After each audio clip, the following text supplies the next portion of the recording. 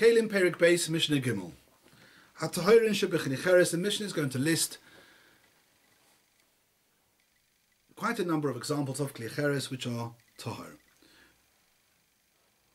The main reason why these klicheres are tahor is either because they simply do not have a toich, they are flat, ein lahem toich, or they do have a toich, but the toich is not osui lekabbalah. It wasn't actually made with the intention that things should be put inside it. And the Mishnah says, HaTorin shebechlicheres, tavla she'ein lo lasbiz, a board, a tray without a rim, it's flat, no toich, quite poshet. Machta prutze, a shovel, and again, this is a shovel with a handle, but it has no rim, no little walls, so you can shovel things on it, but it hasn't got a toich. Ibuv shel kaloin, a flat griddle. This is a piece of cheres with holes in it, which one holds over a fire. One puts, Bartanura says, kitnios, beans or peas, on the ibuv and roasts the kitnios. And it hasn't got a toich. Ibuv shel kaloin is toir. Siloinos, pipes, gutters, water flows down these siloinos. Of course, a gutter, by definition, says the Mishnah, afalpi kafufin, although they are bent, and therefore they have a toich. But the water isn't supposed to collect. The whole point of a gutter is that the water is supposed to flow through. Because the water doesn't stay inside the gutter, although it has a toich, it's not osui lekabbalah. Afalpi mekablin. Some of us say this means that although in the bottom of the gutter there may be little areas, little pockets in which stones or pebbles could collect, but because that wasn't made with that intention, then it's tahor. However, if of course one made the gutter, this is a cross section of the gutter, it's shaped like this, so that stones and little pebbles should collect in the groove at the bottom, then of course that's called osui lekabbalah, and then it would be mekabel tumah. Mishnah carries on. V'kavchav shasoi lesal hapas. This is a klicheres which has got a toich. However, it's used upside down as a lid.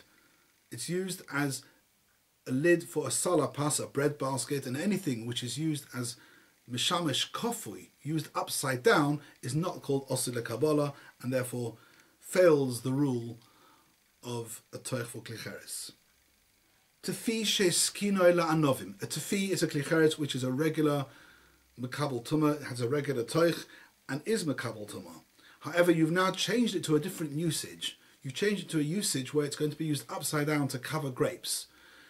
Now, if you have a kli which is mekabel tumah, and you just want to change the use to make it tahor, you can't use a machshava. You can't just have a kavana to use it. You actually have to do something, a masa to the kli. That's why it says the word hiskinoi. You change the kli in such a way that now it's muchach with your masa, that the usage has changed, and now it's now going to be used upside down, and therefore is not called the kli osui lekabbalah. V'chovis shel shayotin. This is a kli to help people swim. It's a kli cheres, but it's a sealed bubble containing air, and it's used as a float. And although, says the Chazon Ish, it's osui lekabbalah, the air inside, although it's made to hold the air inside, air is not considered to be something worthy enough to give the klicheres a shem of having a toich. V'chovis defuna b'shulei hamachatz. Machatz is a big barrel, and on the outside of the barrel there's a little receptacle, a little area into which you can insert your hands when you want to lift the machatz up. Although one puts one's hands into it, this is the chovis, which is defuna, a little receptacle, defuna hidden, secreted on the outside at the base of the machatz to help you lift it, because you don't put anything, you don't fill it up with an object. It's not made, it's not osui lekabel. V'hamito, v'akisei, v'hasafsol. These three things, a bed, a chair, and a bench. The chiddush here is that, of course, they haven't got a toich, but generally speaking, in the case of, for instance, a kli eitz, if you have a wooden chair, although it hasn't got a base kibble, is still makabel tumah under the rule that anything which is ro'il and medris, remember medris is the special tumah which a zov and a zova and nidoi ledes is able to put onto a kli which is ro'oi l'moishev or mishkev, and a chair and a bed and a bench are classic cases of kelim haro'im lemedris, and therefore the rule is kol ro'y l'tami medris mitami tami meis. Any kelim which is roy to be mekabel tumas medris can be mekabel any tumah, although it hasn't got a kli kibble. However, a kli cheres, we learn that from a pasuk, cannot at all be mekabel tumas medris, and therefore the normal rule applies. They haven't got a toich, and therefore can't be mekabel tumah. V'hashulchan on a table. The table is different. One doesn't sit on a table. A table is not roy medris. However, a table is mekabel. In the case of a kli eitz, it's mekabel tumah midrabanan, and we'll see those dinim later. However, a shulchan shel cheres doesn't have this tumah midrabanan. The normal rule applies. It hasn't got a toich, and therefore is not mekabel tumah. Vasfina on a boat. Here, the Gemara says in the 9th perek in Shabbos, this is a gzeres hakosov. Even though it has got a toich and it is made lekabel, it's a gzeres hakosov that boats learned out from the pasuk derech oni or belev yom, that a boat is not mekabel tumah. And the last one in the list, hamanora shel cheres hare edu toirim. We're talking about here the candelabra on which the lamps sit. The candelabra itself hasn't got a toich or a kibble. One just places the little lamps on the menorah. Says the Chazon Ish, the chiddush here is that even though the menorah has little prongs, little shinayim to keep the neiros in place, that's still not called having a toich. Hareilu tahirim, these klei cheres are all tahir.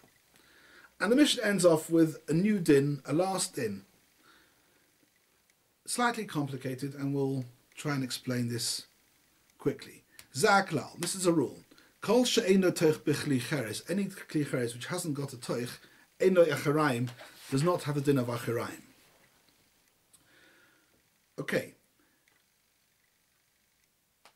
Kelim can only pick up tumah from an av hatumah or an avi avois hatumah. A keli can't, this is min ha-Torah, a keli can't become a sheni, so a keli, to become a rishon, must be picking up tumah from an av hatumah.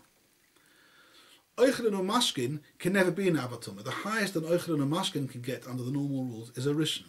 Therefore, by definition, a keli can't pick up tumah from oichlin or mashkin. However, there is one case of mashkin which could be an av hatumah. The Mayana Sholzov.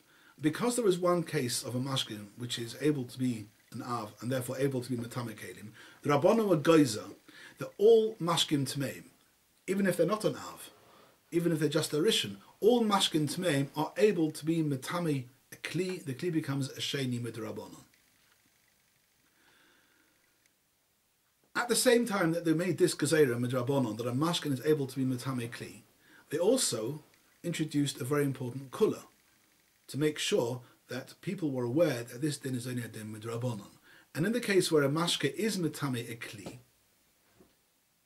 if it's metame the outside, if it touches the outside of the kli, then it's only the outside of the kli that becomes tameh. The inside of the kli remains tahor. Furthermore to this din, and this is again, this little bit which I'm telling you now is not something everybody agrees with, but it's the shitta of the Rav,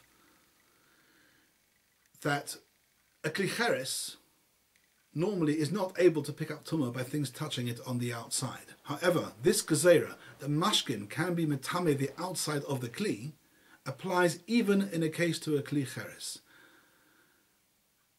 The Ravid himself, at first, the Ravid says, how can there be such a din that the zov and zova themselves are not able to touch, to be metame kli cheres by touching the outside. However, the mashkim can. But it seems that the Ravid himself is chayzer and agrees that for this din, mashkin midrabanan are able to be metame the outside of a kli cheres.